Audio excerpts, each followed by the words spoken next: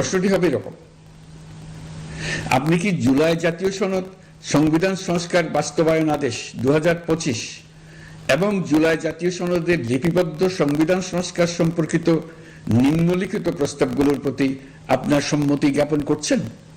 ক, নির্বাচনকালীন সময়ে তত্ত্বাবধায়ক সরকার, নির্বাচন কমিশন এবং অন্যান্য সাংবিধানিক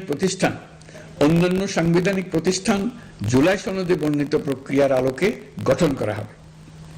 খ, আগামী সংসদ হবে 2 কক্ষ বিশিষ্ট। জাতীয় সংসদ নির্বাচনে দলগুলোর প্রাপ্ত ভোটের অনুপাতে 100 জন সদস্য বিশিষ্ট একটি উচ্চকক্ষ গঠিত হবে এবং সংবিধান সংশোধন করতে হলে উচ্চকক্ষের সংখ্যাগরিষ্ঠ সদস্যের অনুমোদন দরকার হবে।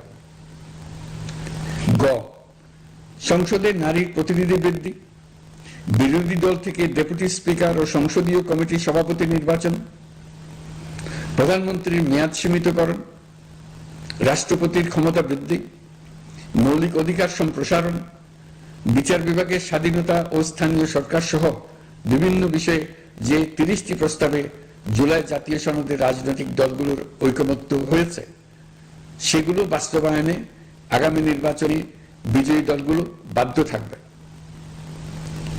ঘ, জুলাই সনদে বর্ণিত অন্যান্য সংস্কার রাজনৈতিক দলগুলোর প্রতিশ্রুতি অনুসারে বাস্তবায়ন করা হবে।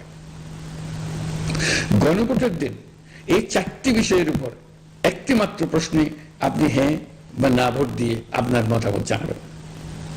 গণভোটের সংখ্যাগরিষ্ঠ ভোট হ্যাঁ সূচক হলে আগামী সংসদ নির্বাচনে নির্বাচিত প্রতিনিধি নিয়ে একটি সংবিধান সংস্কার পরিষদ গঠিত হবে। এই প্রতিনিধিগণ একই সাথে জাতীয় সংসদের সদস্য হিসেবে দায়িত্ব পালন করবেন। পরিষদ তার প্রথম অধিবেশন শুরুর তারিখ হতে 180 কার্য দিবসের মধ্যে সংবিধান সংস্কার করবে।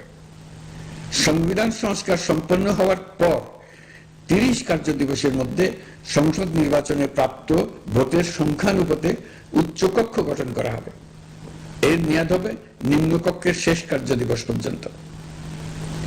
জুলাই সনদ বাস্তবায়নের অঙ্গীকারনামা অনুসারে সংবিধানে জুলাই জাতীয় সনদ অন্তর্ভুক্ত করার ব্যবস্থা গ্রহণ করা হবে। এটিও আজকে অনুমোদিত আদেশে উল্লেখ করা হয়েছে।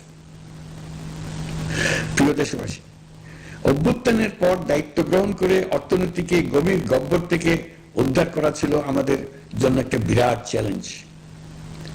গত 15 মাসে আমরা সেই চ্যালেঞ্জ উতরাতে সক্ষম হয়েছি। রপ্তানি, বৈদেশিক বিনিয়োগ ও রিজার্ভ সহ অর্থনীতির সবগুলো সূচকে দেশ ইতিবাচক ধারায় ফিরেছে।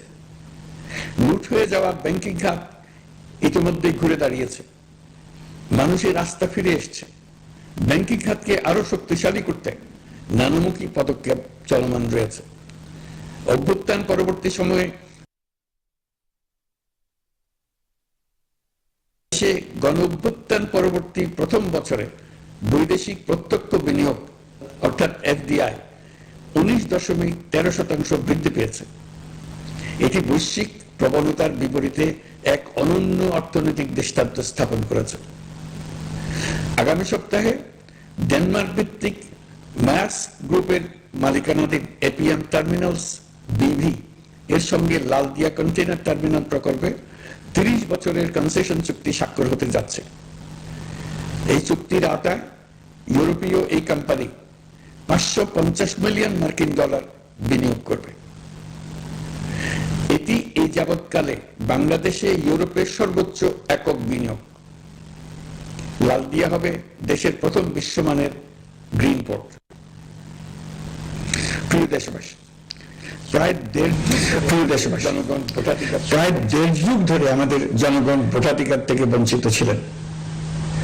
তারা আজ আসন্ন নির্বাচনে তাদের ভোটাধিকার প্রয়োগ করার জন্য উন্মুখ হয়ে আছেন। আগামী ফেব্রুয়ারিতে সুষ্ঠু নির্বাচন অনুষ্ঠানের বিষয়ে অভ্যুত্থানের সপক্ষে রাজনৈতিক দলগুলোকে অবশ্যই ঐক্যবদ্ধ থাকতে হবে। তা না হলে জাতি এক মহা বিপদের সম্মুখীন হবে। এই সম্পর্কে আমি আগেও একাধিকবার আমার আশঙ্কা প্রকাশ করেছি। ফ্যাসিবাদের বিরুদ্ধে 2024 জুলাইয়ে মৃত্যুর মুখোমুখি শির উঁচু করে দাঁড়িয়ে দেশবাসী যে ঐক্য গড়ে তুলেছিল, আমরা জীবিতরা যেন অল্প স্বল্প ভিন্নমত ও লঘু বিবাদে জড়িয়ে তার মর্যাদা ক্ষুণ্ণ না করি। 133 শিশু, শত শত তরুণ তরুণী, নারী পুরুষের মৃত্যু, হাজার হাজার মানুষের অঙ্গহানির যে আত্মত্যাগ, সেটিকে আমাদের সম্মান জানাতেই হবে।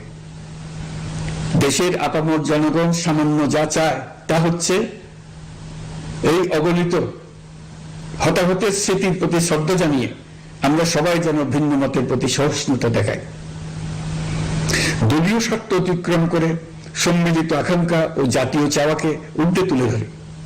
তাই আমি আশা করি আমাদের এই সিদ্ধান্ত জাতির বৃহত্তর স্বার্থে রাজনৈতিক দলগুলো মেনে নেবে।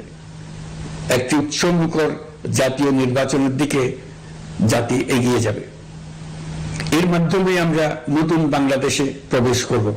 আমরা নতুন বাংলাদেশ গড়ার দ্বার প্রান্তে এসে পৌঁছলাম। মহান আল্লাহ আমাদের সহায় হন।